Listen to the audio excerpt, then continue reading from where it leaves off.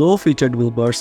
So আমাদের আজকের video topic হলো sub element versus soap element বা সাবট্যাগ ভার্সেস সুপ ট্যাগ। সো আমরা যখন ব্রাউজারের স্টেবল থেকে দেখি তখন আমরা দেখতে পাই যে দুটো আমার ট্যাগ আছে যেটা অনেক সময় আমাদের দরকার পড়ে, যেমন সাবট্যাগ এবং সুপ ট্যাগ।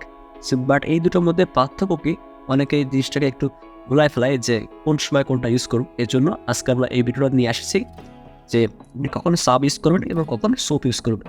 সো চলুন শুরু করা যাক। সো এখানে যদি আপনি একটু খেয়াল করে দেখেন, এখানে বলা আছে the স্টেমেল sub element define subscript text.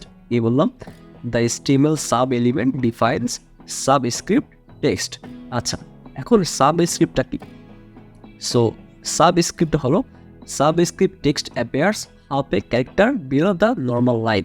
So আপনি যখন কোনো একটা ক্যারেক্টার লিখবেন, ক্যারেক্টার লেখার পরে পরের ক্যারেক্টার যদি আপনি চান যে তার নিচের দিকে একটু শো করুক, ক্যারেক্টারের নিচের দিকে মানে বিলো ক্যারেক্টারের নিচের দিকে শো করুক, তখন আপনি সেটা সাব ট্যাগের মধ্যে লিখতে পারেন। হ্যাঁ, এবং সেটা অবশ্যই একটা ছোটো আকারে চলে আসবে, যেমন ছোটো একটা ফন্ট আছে সেটা চলে আসবে, ছোটো ফন্টটা চলে আসবে। সো যেমন আমরা একটা কেমিক্যাল ফর্মুলা জানি যার নাম হলো H2O। সো এখানে কিন্তু তিনটা ক্যারেক্টার আছে, যেমন H2 এবং O। কিন্তু টুটা যদি আপনি খেয়াল করে দেখেন, টুটা কিন্তু একটু ছোটো হয়ে যায়, একটু ছোটো হাতের হয়ে যায় এবং সেটা কিন্তু এইচের নিচের দিকে আসে, মানে বিলোতে আসে আর কি। সো আপনি যদি এমনভাবে টুকে লিখতে চান তাহলে আপনার ইউজ করা লাগবে সাব এলিমেন্ট ইউজ করা। E element, sub element, SUB, sub element.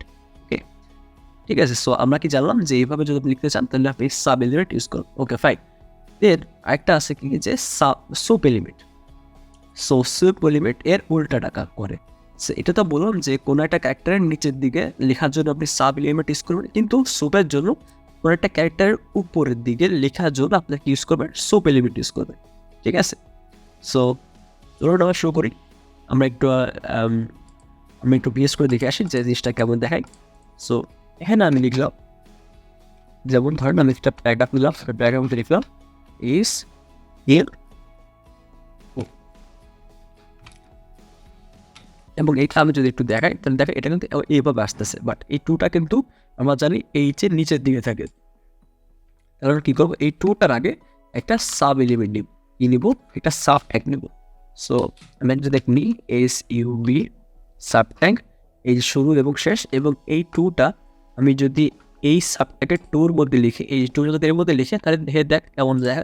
এবং এটাকে আমি স্পেসটা অফ করে দিলাম, এবং এখন যদি আমি রিফ্রেশ দিই তাহলে দেখবেন এই এইচের পরে টুটা কিন্তু এইচের নিচের দিকে হয়ে গেছে। তার মানে এই এইচের যে ক্যারেক্টারটা তার নিচে বিলোর দিকে হয়ে গেছে, নিচের দিকে হয়ে গেছে আর ঠিক আছে। আচ্ছা, সো এটাকে কি বলা হয় H2O, এবং এটা আমরা কীভাবে লিখলাম, এটা আমরা সাব ট্যাগ দিয়ে দিলাম, সাব ট্যাগ দিয়ে। ওকে, এবং আবার আপনি যদি চান, যেমন ধরেন আপনারা তো দেখছেন যে A² B² আমরা তো ম্যাথে করছি। সো আপনি যদি আবার লিখতে চান, যেমন আমি একটা ট্যাগ নিই এবং এখানে লিখলাম যে A2 মানে A², কিন্তু এখন আমরা যদি এটা দেখি তাহলে এটা কিন্তু পাশাপাশি বসতেছে A2। বাট আপনি যদি চান যে এটা এর উপরের দিকে বসবে এবং টুটা একটু ছোট হাতের হয়ে যাবে, এখানে আপনি কী নেবেন, এখানে আপনি নেবেন সুপ। আমি এখানে শুরু করতেছি SUP, এবং এটা ক্লোজ করলাম এবং আমাদের শেষটা চলে আসলো, এবং এই টুটা আমরা কী করবো, এই সোপের মধ্যে নিব। সো যদি আমরা খেয়াল করি তাহলে দেখবেন এর পরে উপরে মানে অ্যাবোভ মানে উপরে। সো এর উপরের দিকে কিন্তু এই টুটা চলে গেছে, এই ক্যারেক্টারটা চলে গেছে। ঠিক আছে। সো এইভাবে আপনি যে কোনো জায়গায় সাব এবং সোপ ইউজ করতে পারেন। আশা করি বুঝতে পারছেন যে সাব হলো কোনো একটা ক্যারেক্টারকে নিচের দিকে নিয়ে আসেন বা বিলোর দিকে নিয়ে আসে এবং ক্যারেক্টারকে একটু ছোটো করে ফেলে, যেমন এই যে উপরের টুটা। ঠিক আছে। এবং সোপ তার উল্টো করে কি, সেটা হচ্ছে উপরের দিকে নিয়ে যায় বা অ্যাবোভের দিকে নিয়ে যায় ক্যারেক্টারকে, এবং ওই ক্যারেক্টারকে একটু ছোটো হাতের করে ফেলে। ঠিক আছে। এই হলো সাব এবং সোপের মধ্যে অ্যাকচুয়ালি পার্থক্য। ঠিক আছে। সো এখন আশা করি আপনারা কোথাও লেখার জন্য ভুলবেন না যে কোথায় কোনটা ইউজ করতে হয়। ঠিক আছে। সো আজকের ভিডিও এই পর্যন্ত। আশা করি আপনার সাথে পরের ভিডিওতে দেখা হবে। ততদিন পর্যন্ত আপনারা সবাই ভালো থাকবেন, সুস্থ থাকবেন। আল্লাহ হাফেজ।